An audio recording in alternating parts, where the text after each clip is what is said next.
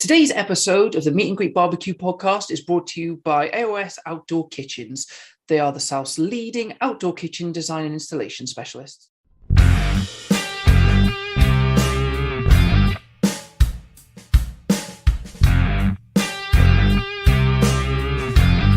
Welcome to another episode of the Meet and Greet Barbecue podcast. Today, we are talking to Ian, the Barbecue King. And for our long-time listeners, you probably would have remembered Ian from way back in 2021 when he was our fourth or fifth guest on season one. We're doing a bit of a catch-up episode, see what's happened. 4 years is a long time. So without further ado, here's Ian. So Ian, back for a second time. It's been, 4 years since we last... 4.5 years. Yeah, so welcome back to the podcast. How are you doing?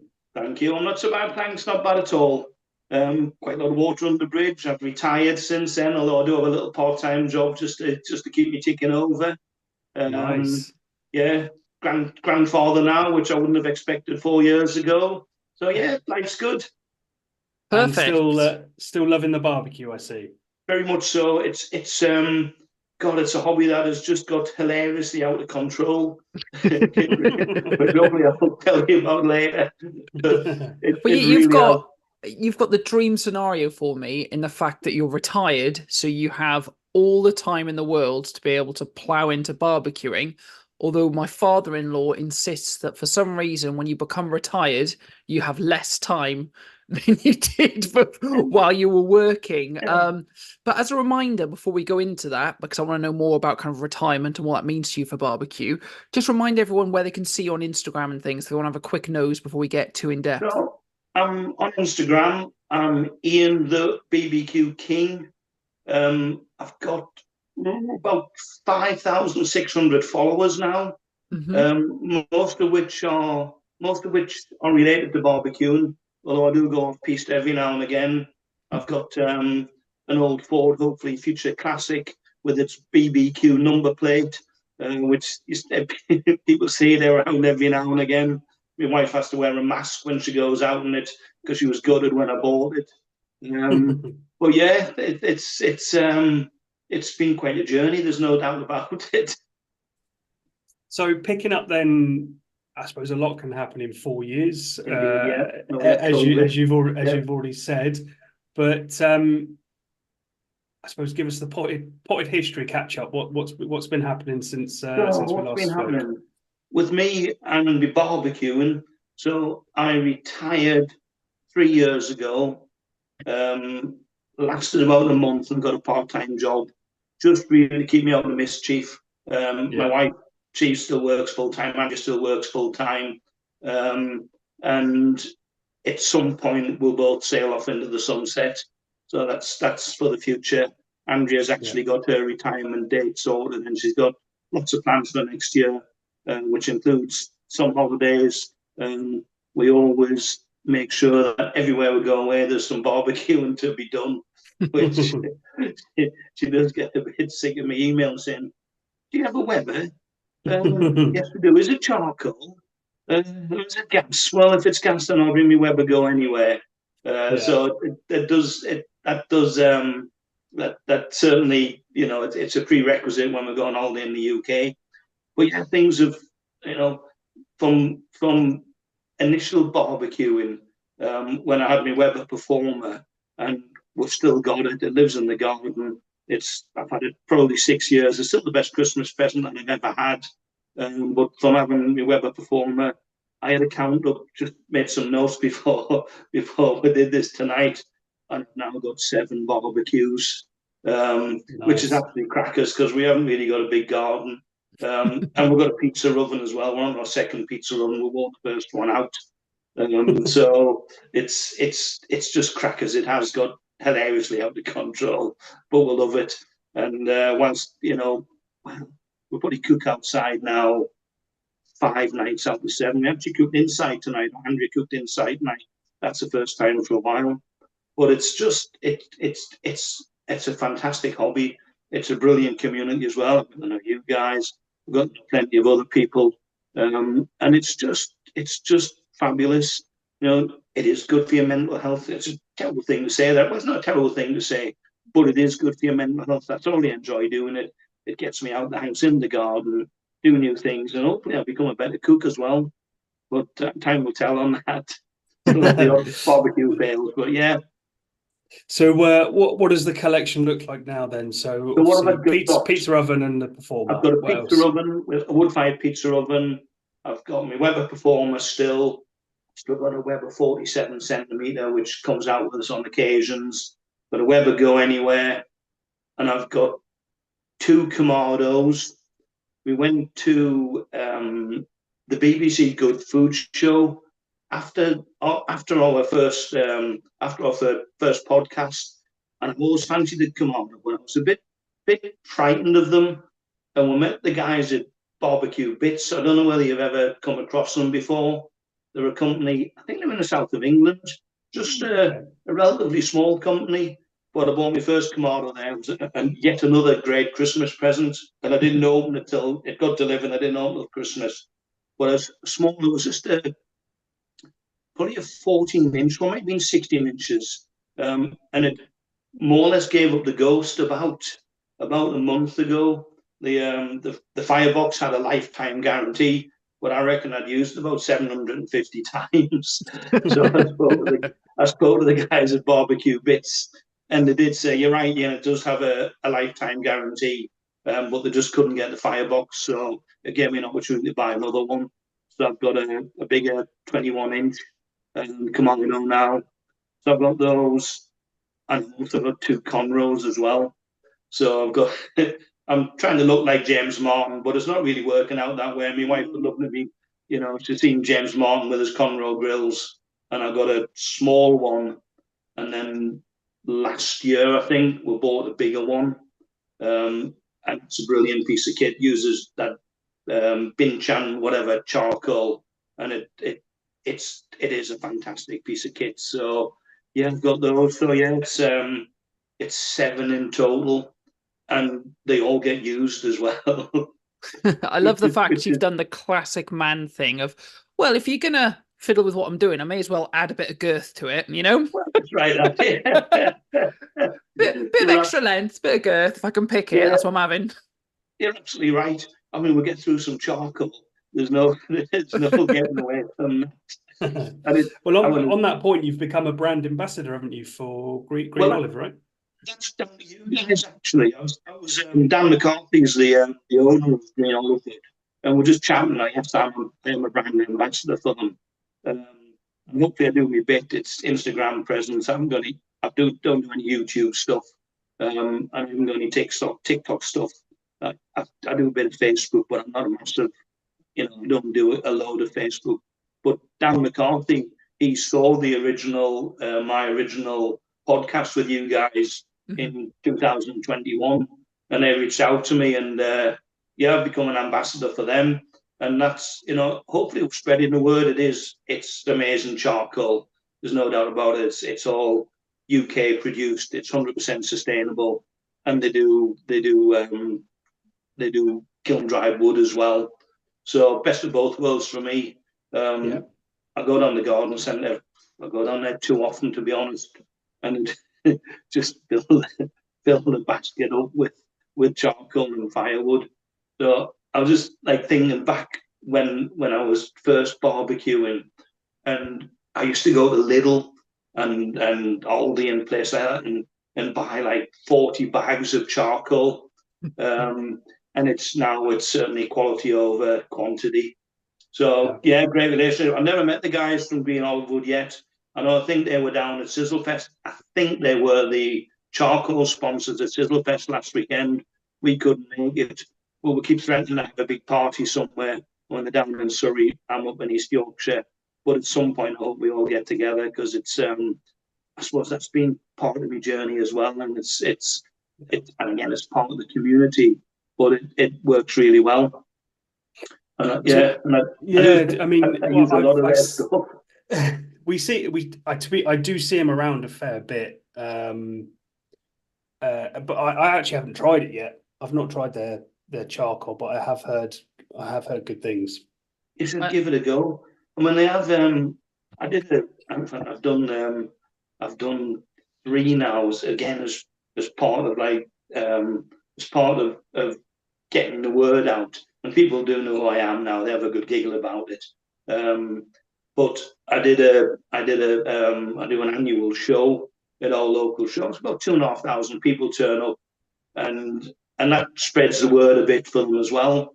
It gets me out of my comfort zone, and it scares the life out of my wife as well, because I've got a microphone and loudspeakers. Whilst people don't understand my Geordie accent, I've been kept on a very short rein, because I did tell a joke a couple of years ago, which I thought was absolutely brilliant. It was a really filthy joke. It went down. It really didn't go down very well. I did run it by the committee first, and it's a fantastic joke. It's actually a Billy Connolly joke. I'm not going to tell it here, despite the fact it's very, very funny, because I'm under orders. But it's good fun, that, and it's part of I suppose part of my development. I'm always wanting to push myself out of my comfort zone, and that kind of thing really works. So they've asked me back. I've been there 3 years in a row now, so we must be doing something there. Okay, we did a collaboration with a butcher this year, and if ever you want the rain, then you just book me to do a barbecue show, and it just absolutely sides it down. But it's great fun. Totally enjoy it, and my wife Andrea helps out. It's good fun. And what do you normally cook? So again, I don't think that happened obviously last time that we spoke, but obviously clearly, going in and talking to and doing demos and talking to people is certainly that, part of that journey that you were discussing. But how do you choose what the right thing to try and demo to people that perhaps haven't seen or do barbecue on a regular basis? Well, the quick answer is I do as I'm told from my wife, and and Andrea will say, "This is what we're doing, Ian." And in fairness, the first year, we didn't panic. That's the wrong word, but there was an awful lot of prep, and we did some, and it was all given away. It's not stuff that we sell. It's just stuff they gave away, and we did some salmon dishes, which worked really well. I'm trying to think what else we did the first year. We did. It may have been some steak. I can't remember, but it was stuff. The most difficult thing, because the first year I did it with a guy who did cocktails. So he's on for half an hour. He does his cocktails. Cocktails are instant. Barbecuing is not so instant. So you've got to do something. I can talk the hind legs off a donkey. I can talk forever, but you've got to do something that cooks reasonably quickly.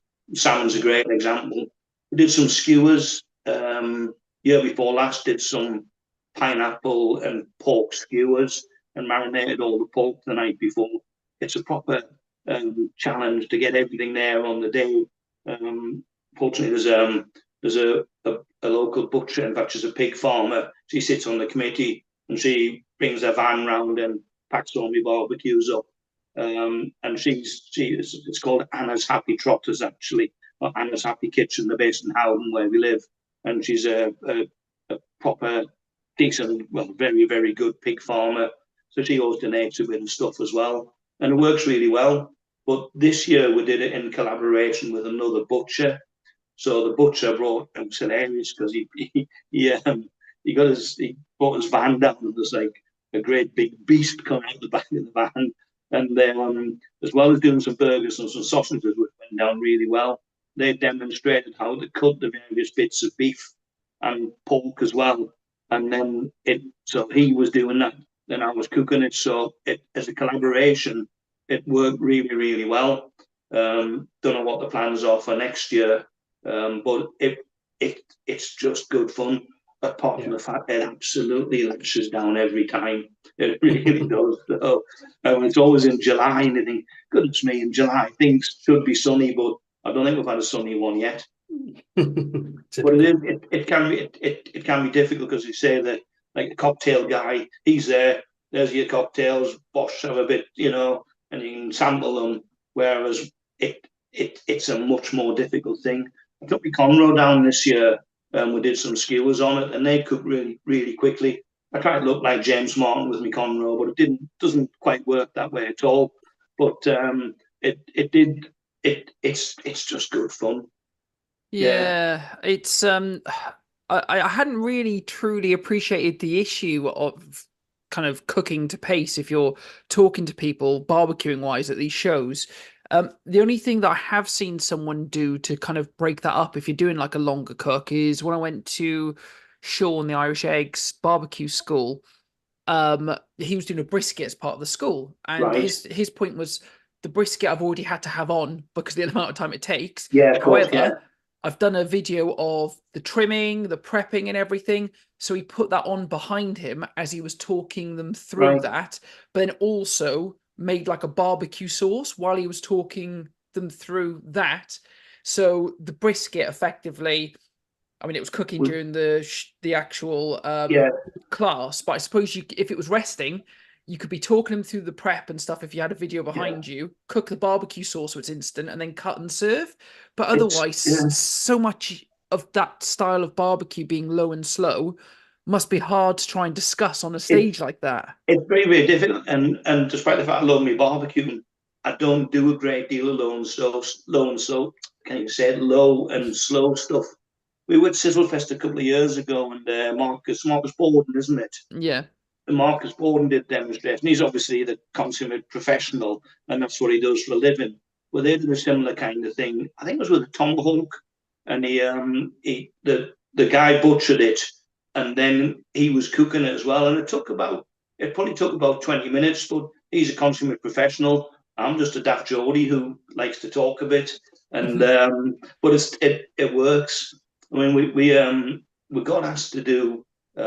Word does get round, and it is just a hobby that has got out of control. As I said, when we got asked to do a 50th birthday party for some guys, and we said, well, how many people are going to be? So it was probably going to be about 25. So right, okay, and he came down, he picked me weather performer up, and then he had brought me 47 centimeter kettle down as well. So there was about 35 people there, including a rock legend was there, which was hilarious. I heard that he was coming, but John Parr of St Elmo's Fire fame. You're too young to remember these songs, probably. No, I thought that was like a Sesame Street character that got a bit out of hand with a flamethrower, you know? No, St Elmo's Fire was a proper film. And St Elmo's Fire song's called Running Man, but it was actually American #1. But John Parr came along to this barbecue because he was best mates with the guy's 50th it was. And his mates, and again, we did salmon and some chicken stuff, and we prepped it all. And this other guy turned up. Well, I've met a couple of times since. He's a real nice guy. And he said, no, he said, can you do, I brought my own couple of sides of salmon. I brought a couple of Côte de Boeuf as well. So can you just cook those as well, please? Like, knocked us right off kilter. But I suppose that was the start of it, that people they do ask us. I mean, just a few weeks ago, there was another 50th birthday party. Someone who we know just in the local town, and Gabby said to me, "said it's Ed's 50th. Will you do a barbecue?" I said, "Yeah, go on, of course we will." And Andrea, my missus, looked at me and said, "Oh, for Christ's sake, yet again, here we go." You just said, "Yeah, go on, we'll do it." And they came round the week before because they were getting a bit trepidatious because they said, "Well, what have you organised, Ian?" And they came round to our house, and I'm just, yeah, whatever you want, we'll do, kind of thing. And we said, well, how many people are coming to this party?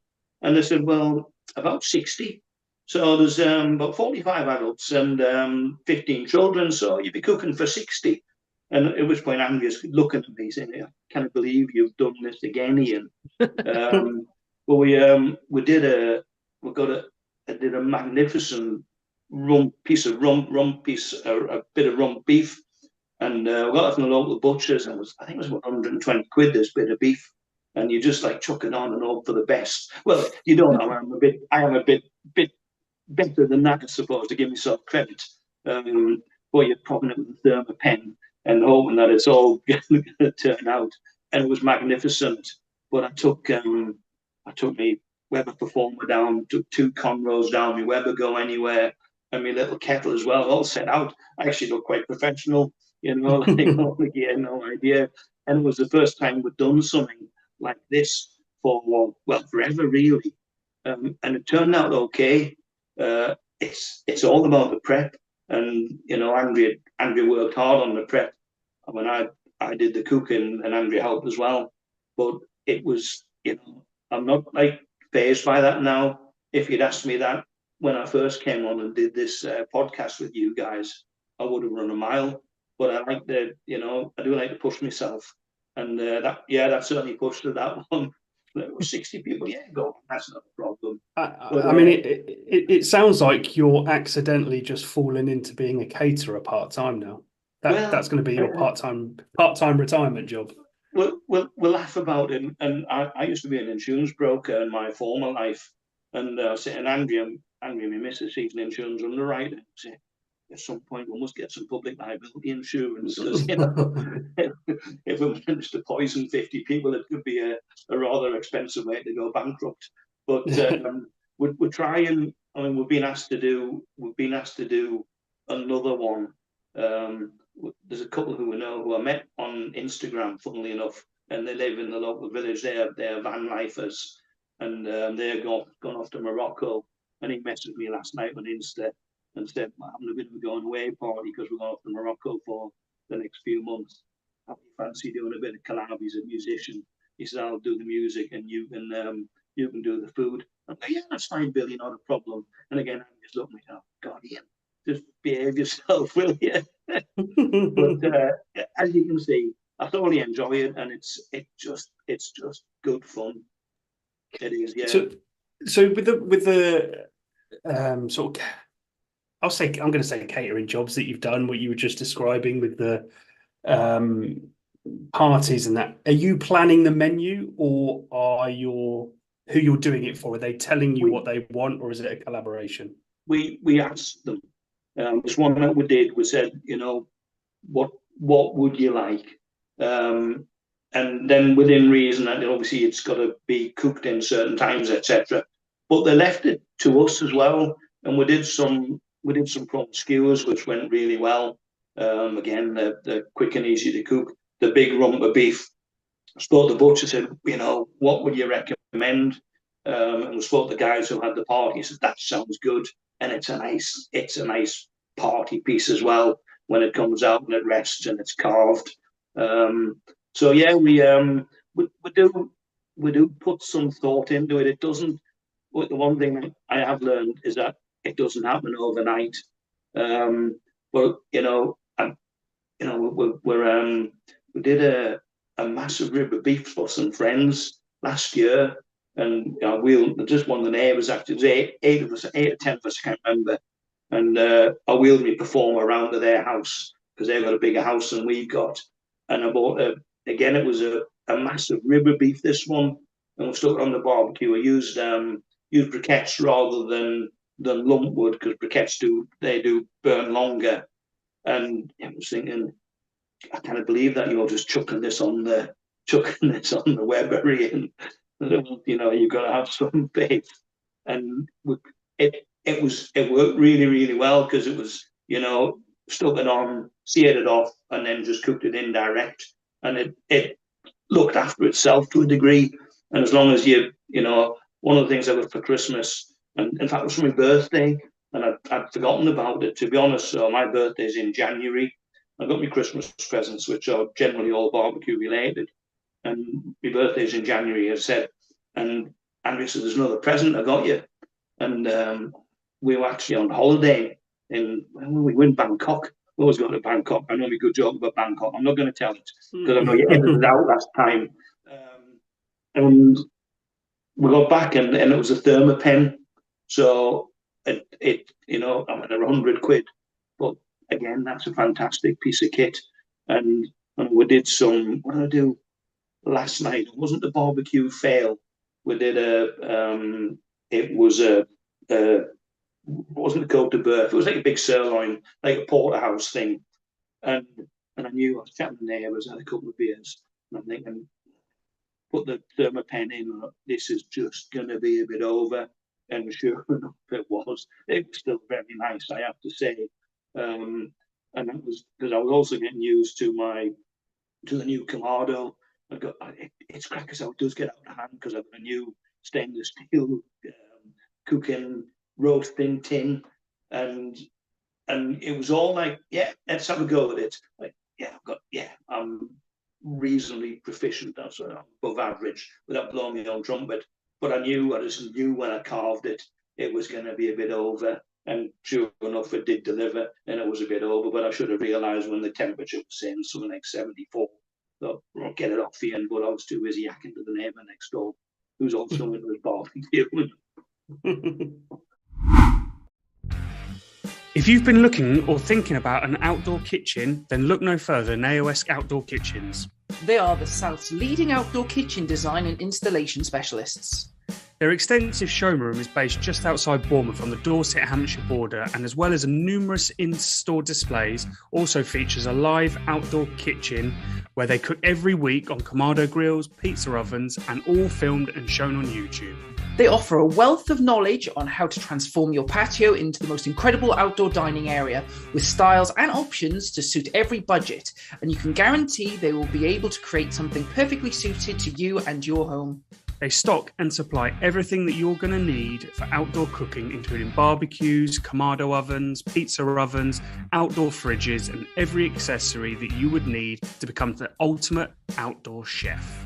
So if you want to make yourself the envy of your friends and neighbours, get in touch with them today to arrange a consultation and take the first step in transforming your back garden into the most incredible entertainment space. Visit aoskitchens.co.uk. I like the idea that when you're doing kind of the catering jobs, as Owen called it, for other people, almost like a Monty Python sketch, you'd be like, okay, this is collaborative. What would you like? What do you want? And they said, right, so we'd like a turkey, we'd like a chicken. Actually, could you do like a crown of lamb on the side, chicken thighs, and maybe some sausages to come out? And you go, yeah. I'm going to do you ribber beef. And then we're going to cut up on the side, bit of a tomahawk, off you go. When we did these two Côte de Boeuf, and the guy, I mean, he is a smashing guy, and I've seen a bit of him, afterwards. And he just said, your food's quite good, Ian, but, this is what we want to do. And he got these two Côte de Boeuf and Waitrose and two sides of salmon. Can you just do those, Ian, as well? Yeah, go on, just stick them on. It's not an issue. Unfortunately, they came out okay, because if we'd managed to poison John Paul, then we would have been in serious bother. So what about the... Go on, Dan. I say, just looking kind of outside the box. So you talk about traveling a lot, and you've mentioned multiple times we're going to Bangkok, or as I like to call it, slap tip, quite a few times. But you get different flavor profiles whenever you go on holiday. How has your traveling inspired the cooks you do? It's hilarious, actually, and again, it annoys the life out of Andrea, because I do look for various places. So we were in Koh Samui last year, Koh Samui, Thailand. I think it was last year. We have been a few times, and we're walking down this road, and there was this place called the Shack, and it was just barbecue heaven. So I always like the tracks. Can I just come behind? And I've got a bit of an Instagram following, and can I just come behind and have a little go? And they said, yeah, that's fine again. So I should have put it on tonight. So I've got my Shack. I've got me maybe Ian the Barbecue King fleece on tonight. Bloody boiling in here. But, so the Shack was brilliant, and they're really, they're really very accommodating. It was good fun. So I do look out for that, and we go to a place again in Bangkok, which is funny enough called Charcoal, which is going to draw me in. And it's an Indian restaurant, and it's all done on tandoors and charcoal grills. And I've just once or twice to go back behind there, and I'm just saying, you're not going there. So we went to Abu Dhabi last year. Sounds like I'm like Alan Wicker, doesn't it? All of you guys are way too young to remember Alan Wicker and Judith Charles and people like that. But we went to Abu Dhabi and stayed in a magnificent hotel. And one of the restaurants in the hotel was an Italian restaurant with a massive pizza oven, and that's just heaven for me. So I asked the chef, said, can I just come behind and take some pictures from the Instagram site and see how it all works? Yeah, of course you can. Anyway, I came around about 5 minutes later. The health and safety police were there. There was I won't name the hotel because we're going back there in 3 weeks' time. But this woman was saying, she gave the guy a right rollicking, said, this man shouldn't be behind here, health and safety and all the rest of it. And he was going to told you so, that's it. You cannot do anything ever again like this, Ian. So we went back to the restaurant. In fact, the guy we were sitting by the pool, and the manager of the hotel came and said, "Is everything okay, Mr. Jakes?" I said, "Yeah, it's fine. We're having a brilliant time." He said, "I understand you had a bit of an issue at the Italian restaurant." I said, "Oh, done, yeah, but everything was fine." "No, I understand that you tried to go behind, and the health and safety woman who was there, she was one of the senior managers in the place, and she kicked up a bit of a stink, which she did." I said, "Well, yeah, that's actually what happened." He said, "Well, I'll tell you what, you see, when you come back tonight, we're going to get all the staff together, and you're going to go behind into the kitchen, and you're going to get the pizza oven going." I've got this brilliant photograph of about 16 staff, me with my chef's hat on and everything. So whilst I'm a very quiet, unassuming kind of chap, on my travels I do like to do stuff like that. I mean, one of the this place in Koh Samui, we never did jacket potatoes on the barbecue, but they wrapped them up in tin foil, and they did some asparagus as well, a nice fillet of beef, and it's just like our go-to Saturday night kind of food now, and it's dead easy to cook. So I've mastered that. Don't never overdo the fillet on that. So yeah, we do look, and even in the UK as well. We were in Cornwall. Was it last year or the year before? Can't remember. Anyway, when Cornwall, I bought a live lobster. At the place where we stayed, unsurprisingly, had a big Weber kettle, and I bought this live lobster, and I'm just going, "I can't believe you bought that." But I put it in the freezer. So the woman said, "You put it in the freezer, it'll just go to sleep, and then you get the knife and wash it," which is what I did, and I prepped all this lobster, and we had some champagne with it. And I dropped this bloody lobster on the way from the barbecue to the table. So it's just dessert, I think, from my point of view. But so yeah, I'm very mindful and conscious of new ideas and everything. Which, if you want to talk about my barbecue fail, I will.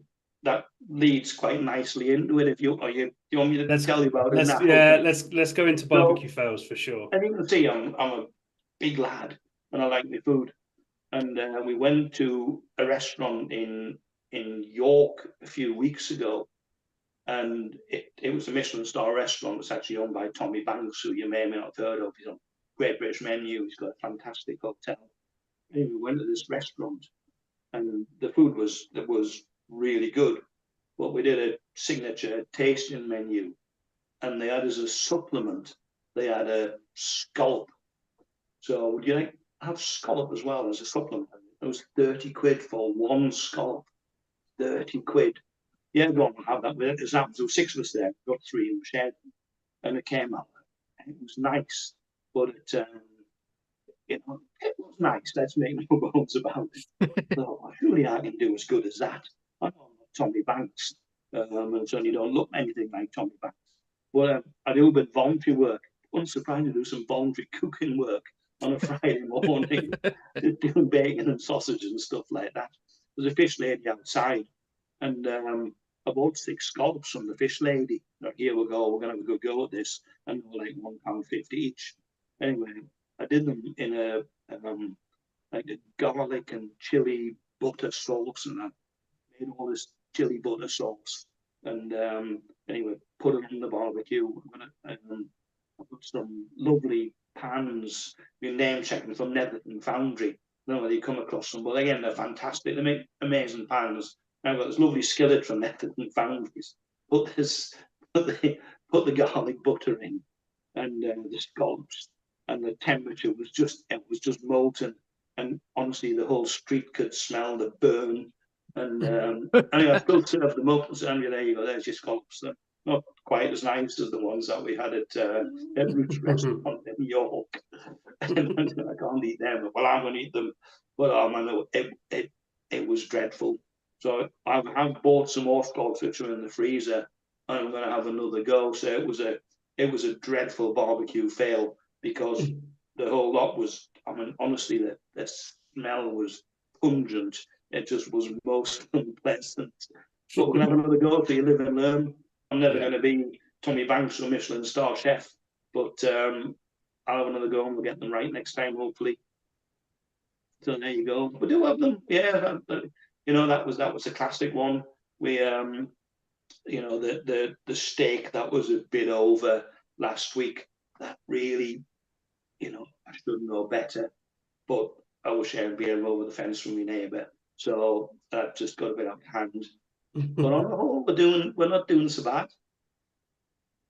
My barbecue fail for the week was more of a barbecue prank, although it was quite annoying to fix. So I cooked recently for kind of got 17 people, but every year I've got 17, a group of 17, not 70. 17, Jesus, right. 17. Yeah, God. No, I don't want 70 people around my house, let alone cooking for them. But once a year I've got a group of friends that we all meet up and all the children and everything come over. And we have a few drinks, and one of them had like a bottle and a half of red wine, bit drunk, but also we like doing a bit of banter. So and he was chatting away, talking guff. So I took one of the grills off the side of the Kamado and got the tongs and just put them down in the heat to heat them up quite a bit. And then I was going to put them on the side of his arm, but I thought, no, that might be a bit harsh. I didn't know I was going to burn. So I put it on like the back of his t-shirt where it was hanging over and just held it there. And it burnt a hole in his t-shirt. But also, is he like friend now? Is he? No, we do this sort of stuff all the time. But because it was like polyester or something, bloody stuck to the tongs, and I couldn't get the blood stuff off the tongs. Well, you served you right for being foolish. I had a lovely time, and it was particularly funny. But I wouldn't recommend trying to burn people with tongs. So that's my disclaimer. Idea, don't do that. Really, no, even if it's funny. Idea. They were, I am mindful of some of the things I do when I say I'm very politically incorrect, and I'm of an era where I've got to be careful what I say and what I do. So I'm on my best behaviour, which is a bit of a shame, really, because I have got a cracking joke. I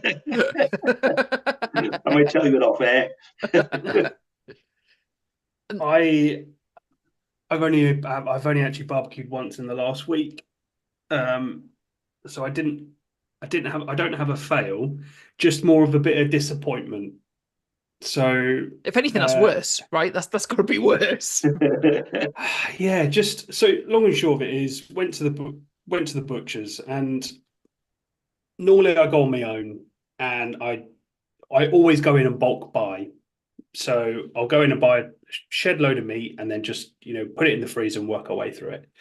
But I said to the wife and kids, right, let's all go together, because quite frankly, it's frustrating when I go in and buy a load of stuff and then they go, oh, I don't want that. Oh, I don't want that. Right, you come with me. Anyway, so we've all gone, we've all bought a load of stuff, and they had, and I wasn't going to get them at first, but they had some Wagyu beef kebabs. Right.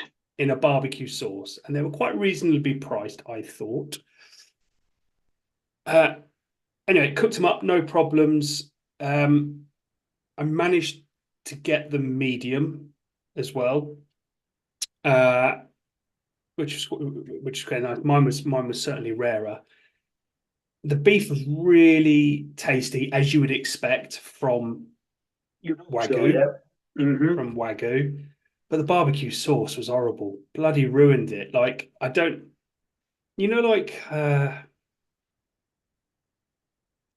tasted like, a powdered sauce that had just been whipped up, like it was powder. But I think if you're paying for Wagyu, yeah, you've got a point. You've got to kind of put a nice sauce onto it. Yeah. And for me, I don't know, it just tasted funny, which kind of ruined the experience of buying some Wagyu beef, in my opinion. So again, not a fail, yeah. But just disappointed that I'd spent a bit extra on Wagyu, and the sauce that it came in But it's like buying good gin. Jim doesn't really agree with me, but I do like it. Buying good gin and putting crap tonic in it. So exactly. yeah. Well, I'm saying that we had a peppercorn sauce with the steak on Sunday, and it just napped over the medium bit quite well. So the pictures didn't turn out as bad as they could have been. So there was some upside to that, certainly, thankfully. Yeah. I suppose whilst we're talking about ingredients and things that we're buying, it's probably a good time to do barbecue bingo. Go on, fire away. Right. So, I mean, we're nearly 90 episodes in now, so people should hopefully know what barbecue bingo is. But hopefully you can see the wheel, Ian, on the screen. Yeah. It's just as high tech as it was in 2024. You can see that any money that we've made from the podcast we've put into this. That's interesting, because I was going to put the one that I was going to put on is the one that's on there. Well, yes, don't forget to leave something. So, again, I can't remember if we had this in 2021, but there's my signature dish, i.e. your signature dish. So if it does land on that, what would be the dish that you're best known for and you would cook for us? So do I give it a spin, or do you give it a spin?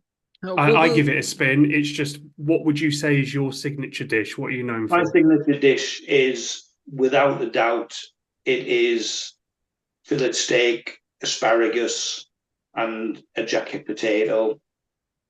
That's probably what I'm not renowned for, but that is certainly your go-to. My signature. That's my go-to. Yeah, well, every Saturday night virtually. It's a good job. Good. Like, we're always worried that perhaps one of the ingredients already on the wheel might be someone's signature dish. So you're sure it's not rabbit or frog's legs, tripe, none of that? What about chocolate spread? Is that what you're known for? Yeah. Well, I've had frog's legs, to be honest. And they're not quite nice, and they taste like chicken. But you bend your garlic on them, then you're all right. But yeah. There's some dreadful things on there. Well, let's see if you have to do one. Yeah. Right. Let's give it a spin. See what you get. Go on then. So anyone who might be new, we have a wheel that we spin that people pick from, basically. Oh, look at that! That's an interesting chocolate spread. One. Put that on your jacket potato. Interesting. You can do chocolate pizza in the pizza oven, and that's quite nice. Put strawberries with it. Yeah, a bit of chili on. Chili and strawberries go quite well. Yeah. I was going to ask you about the pizza oven situation. So you said you're on your second. So if you're going to do like a chocolate pizza in there, what oven do you have now, and how is it different from the previous oven you'd had before? It's bigger. That's the quick answer. There's a pattern coming here, Ian. It's not an uni. It's a big. It stands with a chimney on it. It stands probably, it's taller than me, with the chimney on it. The first one, we literally wore it out. But the first one, it was wood fired, and the wood went underneath, and then there was like a rack, and we did the pizzas, and we always did the pizzas in tins, so in the pizza tins, and it honestly just gave up the ghost. So we probably 2 years ago we bit the bullet and bought another one. Andrew and I can't remember the make of it, because I know it needs a new thermometer. Well, you can guess when you put your hand in how hot it is, because you got no hairs left in the back of your hand. But it's just bigger. It sits in the bottom of the garden, and it's brilliant. We try and have pizza once a week as well. Andrea's a massive pepperoni fan. I love seafood pizza. This is mom's the dough making as well. So right. Yeah, all in all, it's we're good at that. We going back to our ventures out to Bangkok. Theo Randall's a top Italian chef. Although he's Englishman, obviously, and he had a concession in one of the hotels in Bangkok called Theo Mio's, I think it was called. And we went there once or twice. Unfortunately, it's gone now, and that had a proper wood-fired pizza oven. We never got behind the back there. That was probably too shy then. Maybe as well. Oh, I don't think so. Somebody just wouldn't let me. But yeah, we enjoy pizzas. It's nice. Pizza and pepperoni, rather good combo. And it makes nice garlic bread as well. That's why I'm never going to be 14.5 stone ever again in my life, the more I think about it. But hey-ho. Just before we forget, what ingredients would you like to add to the list? Well, do you know what? I was going to say scallops, given my barbecue fare, that's what I say, but that's obviously on there already. How about, it'd be an interesting one. How about some liver? Liver. It's got to be decent liver, hasn't it? It's got to be proper. Well, do you know what? Chicken livers, you make pate with that. Not the liver that I used to get as a child because it was just cheap offal with pipes and everything, and put you off liver. But yeah, about some liver. The pub does liver and onions. And, so it's on there. Good, excellent. It would have been scallops, given my propensity to burn the life out of them last time round. But I think that's already on there. Sounds good. So, Ian, as we kind of come towards the end, is there anything that we haven't covered yet that you wanted to chat about? You know what? Well, it's been totally enjoyable. It always is. It's a hobby that it is just a brilliant hobby. Got to know some good people. I don't know if you've ever come across John Wilson. He's love John. John's launched a charity book recently, which is called the Barbecue Community Book, and I think I'm in it as well. I think I've got a recipe for Yorkshire puddings. I've told him the whole. I think it's in there. I don't know. It hasn't got the final print yet. I've been pestering him, and he just lives down the road from where we are. And I actually met him at Civilfest 4 years ago. And it's things like that are really good. I mean, the book's for Matt Millen, and John's done a fantastic job to pull it all together. And I think it's just about good to go. But I would never have got to meet people like John. And I have a bit of a giggle with T-Bone Marmaduke, I think was on again last Saturday night, and everyone helps each other. And that's a real good part of the community. I've got to say, well, I've got to be friends with people on Instagram. It's really hard work with the algorithm works on Instagram. I finally got 5,000 and a bit of a spurt, and then it's stalling again. I'd love to get 6,000 followers, but I've got to know some butchers. It's a butcher in Tyneside who I go and see now, and they sell fantastic meat. I think they also stock green olive wood, so that kind of thing works really well, and I just enjoy it. Hopefully that's come across. Most definitely, Ian. Well, honestly, it's been a pleasure to catch up. 4 years has gone rather quickly. It's long by, hasn't it? But again, just give yourself a push. Tell people where they can find you and check out. Yeah, we'll do that. Yeah. And it is progression because my daughter and future son-in-law, they moved house, and I bought them a moving in present, which was a Weber Performer, and they use it now, and they're on a learning curve with it, and it's just good fun. It is, and it's a pleasure to be on here again. Well, Ian the Barbecue King, thank you so much for speaking to us again. You're very welcome. and we'll give you back your evening. Thank you so much for coming on. Thanks, guys. Hopefully see you soon. Cheers. Thanks, Ian. Thank you. Bye-bye. Bye.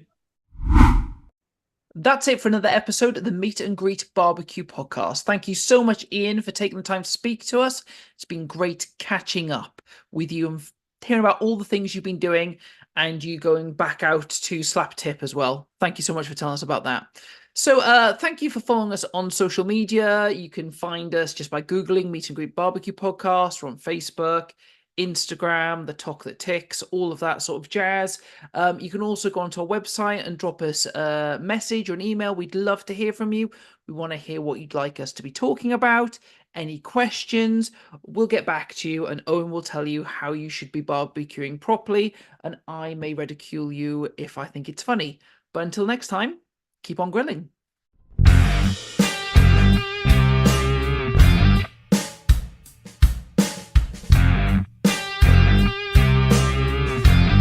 Today's episode is brought to you by AOS Kitchens, the South's leading outdoor kitchen design and installation specialists.